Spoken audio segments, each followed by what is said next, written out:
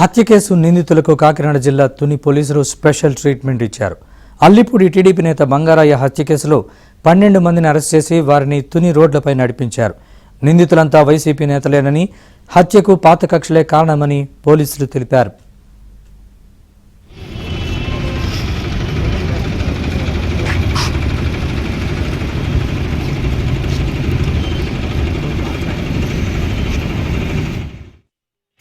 Birthday party జరగడం, ఆ birthday పార్టీలో ఊరేగింపుగా ఊర్లో సచివాలయం ద్వారా ఫంక్షన్ చేసుకుని వచ్చిన ఊరేగింపుగా రావడం, వీళ్ళందరూ కూడా ఈ కేసులో నిందితులైనటువంటి చింతకాయ చంద్రబాబు ఎలియాస్, చింతకాయ శ్రీనివాసరావు ఇస్తున్నారని చెప్పి వాళ్ళ ఇంటి దగ్గరికి వచ్చినప్పుడు వీళ్ళందరూ కూడా ఎవరైతే ముఖ్యంగా వీళ్ళందరూ కూడా చనిపోయిన వ్యక్తి టీడీపీలో కార్యకర్త ఉన్నారు. అలాగే ఇందులో ముద్దాయిలందరూ కూడా ఎక్కువగా వైఎస్ఆర్సీపీ సంబంధించిన వాళ్ళు ఉన్నారు.